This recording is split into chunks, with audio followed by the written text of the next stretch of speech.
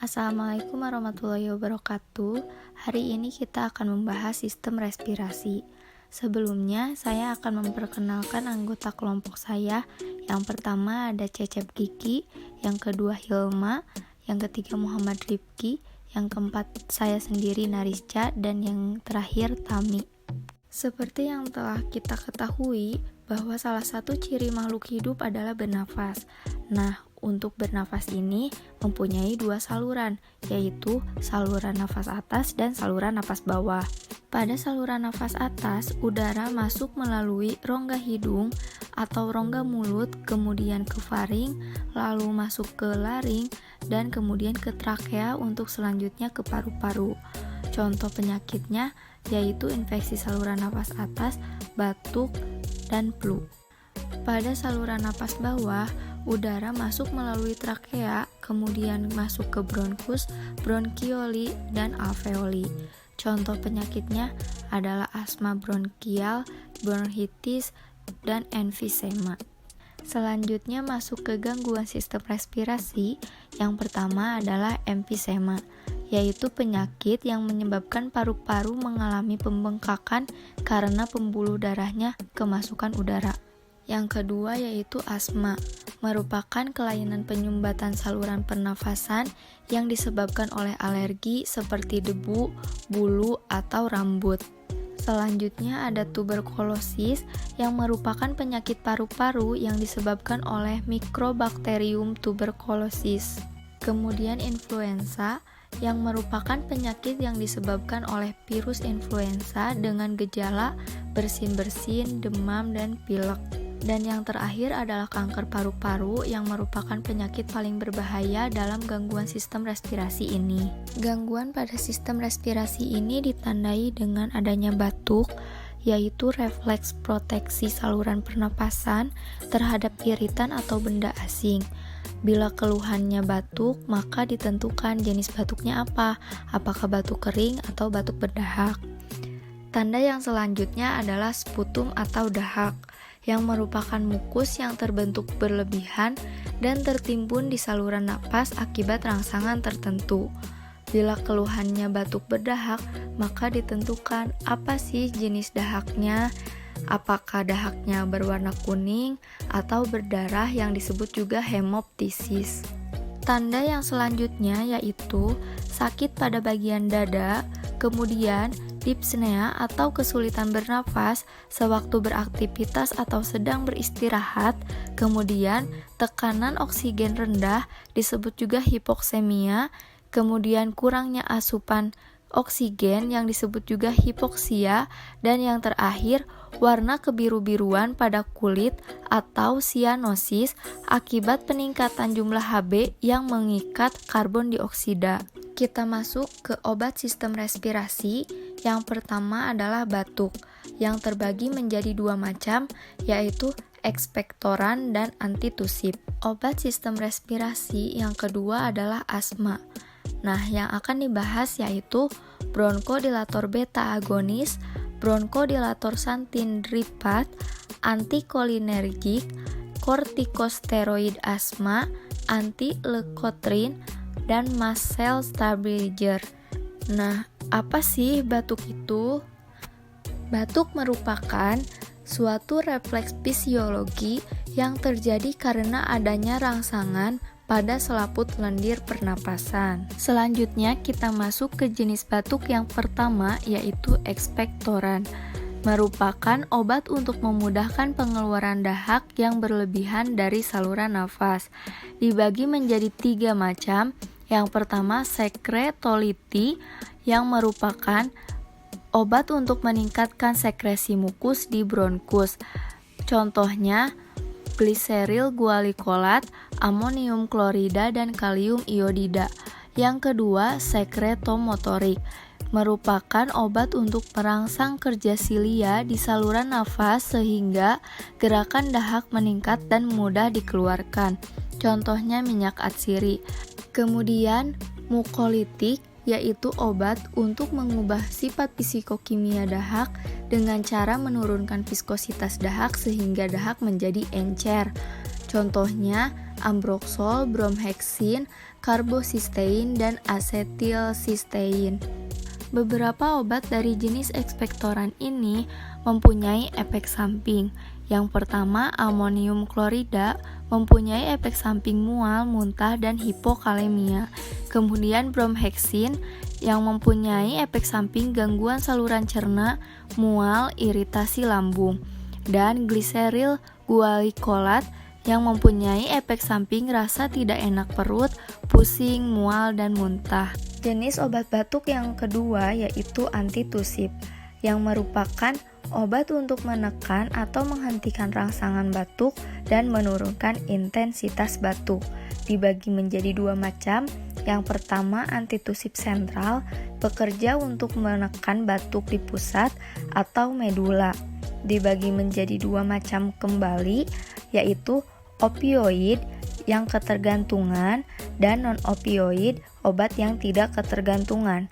Opioid contoh obatnya yaitu kodein, dan non-opioid contoh obatnya yaitu dextromethorphan. Kodein mempunyai efek samping yaitu kantuk dan konstipasi, dan dextromethorphan mempunyai efek samping kantuk, mual, dan pusing. Selanjutnya, antitusif perifer yang bekerja menekan sensitivitas reseptor batuk di bronkus. Contoh obatnya yaitu tetrakain, kokain, lidokain, dan benzoat. Kita masuk ke obat sistem respirasi yang kedua, yaitu asma. Apa sih asma itu? Penyakit asma merupakan proses inflamasi kronik saluran pernapasan yang melibatkan banyak sel dan elemennya. Jenis obat asma yang pertama yaitu bronkodilator beta agonis untuk bronkokontriksi akut, serangan asma akut, serta cepat meredakan kontraksi jalan nafas. Yang pertama yaitu epinefrin, yaitu obat yang bekerja menstimulasi di alfa, beta 1 pada jantung dan beta 2 pada respirasi. Kemudian yang kedua, isoproterenal, yaitu menstimulasi di beta 1 dan di beta 2. Dan yang terakhir, salbutamol menstimulasi hanya di beta 2 saja. Bronkodilator beta agonis ini menurut cara kerjanya dibagi menjadi dua macam.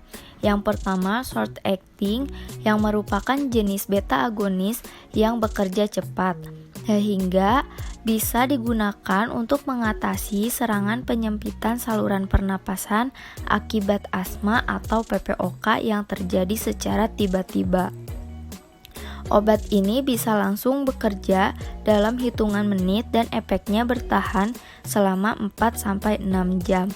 Contoh obatnya adalah albuterol atau salbutamol, terbutalin, dan pirbuterol. Yang kedua adalah long acting, merupakan jenis agonis beta yang efek obatnya bisa bertahan selama 12 jam. Obat ini dapat digunakan 1-2 kali sehari, contohnya salmeterol, formoterol, dan bisolterol.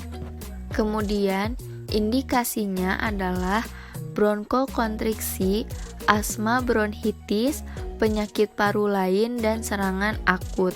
Mekanisme kerja dari bronkodilator beta agonis adalah penurunan jumlah reseptor beta dan afinitas beta agonis terhadap reseptor beta. Kemudian efek sampingnya tremor, sakit kepala, gugup, takikardi. Jenis obat asma yang kedua yaitu bronkodilator santindripat yang berfungsi untuk meringankan penyumbatan aliran udara, mengurangi peradangan, dan meredakan kontraksi bronkial.